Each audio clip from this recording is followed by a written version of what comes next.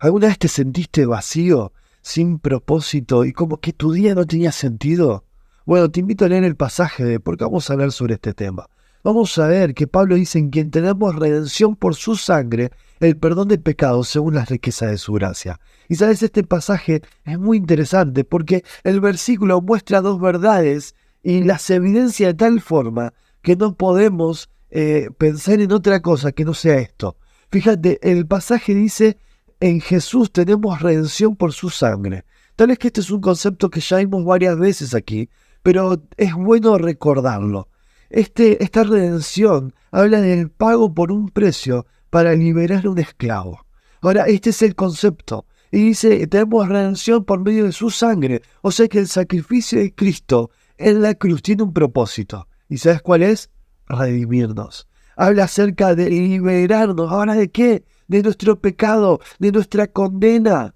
Ahora fíjate, dice redención, habla de esta liberación. Cristo murió en la cruz y su sangre fue derramada para que vos y yo podamos ser libres de nuestro pecado, para que podamos tener esa libertad que no podíamos conseguir, porque recordá, un esclavo no puede ser libre por sus propios méritos, no puede ser libre por sí mismo, sino alguien lo tiene que liberar.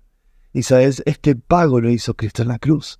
Pero no solamente eso, sino que fíjate que dice el perdón de pecados según las riquezas de su gracia. Y a veces confundimos, ¿no? Porque decimos, bueno, fuimos perdonados, ¿por qué? Porque pedimos perdón. Fuimos perdonados, ¿por qué? Porque lo merecíamos, porque no podíamos seguir así, porque Dios es un Dios amoroso. Pero no es solamente eso. Hay algo más que es el detonante de todo eso. Y fíjate que dice el perdón de pecados según las riquezas de su gracia. ¿Sabes qué habla la palabra gracia? De un regalo no merecido. La palabra gracia nos muestra de que este favor fue voluntario y amoroso por medio de Dios. Salió de Él mismo. No es algo que nosotros pudiéramos provocar, sino salió de Él mismo, darnos este favor inmerecido. Eso es gracia. Y fuimos perdonados. Todo lo que estaba obstaculizando nuestra comunión con Dios fue dispersado, fue corrido para que tengamos libre acceso. ¿Ves? Todo tiene un sentido muy claro porque fue mostrado así en el Antiguo Testamento. Y ahora Cristo es el Cordero perfecto, es que va a quitar el pecado del mundo. Dice que el justo muere por los injustos para llevarnos a Dios. Habla de que hay un solo mediador entre Dios y los hombres. ¿Sabes quién es? No es María, es Jesucristo, hombre, dice la Biblia. Para que no nos quede ninguna duda de quién está hablando.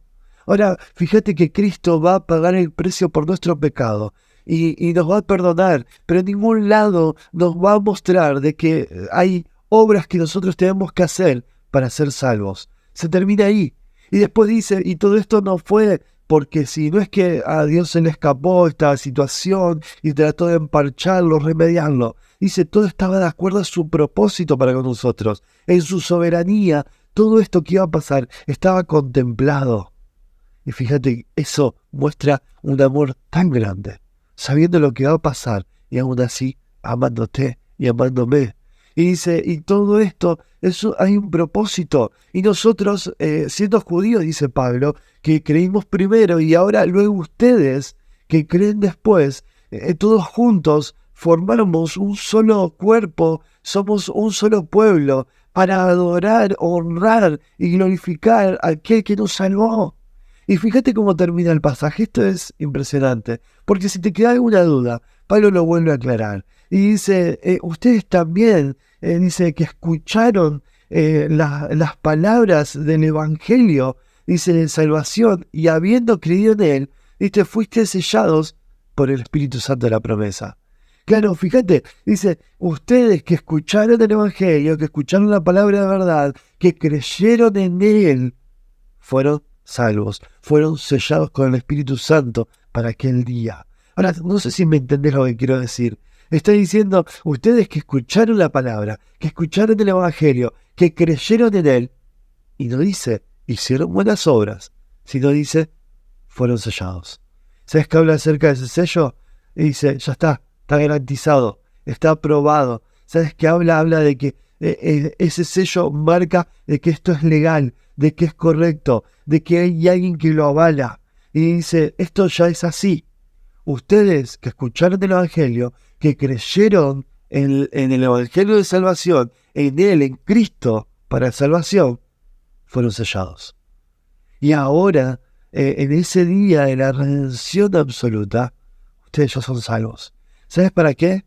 Para honrar ahora y glorificar a Dios en vuestro cuerpo. Ahora que somos salvos, ahora que somos hijos de Dios, ¿cuál es nuestro propósito? ¿Cuál es nuestro sentido? ¿Sabes qué es? Es primeramente anunciar a otros lo que nos pasó, para que otros más puedan escuchar acerca del Evangelio y ser salvos, como Pablo predicaba. Pero en segundo lugar, y también importante, es para vivir a Cristo en tu vida y en mi vida.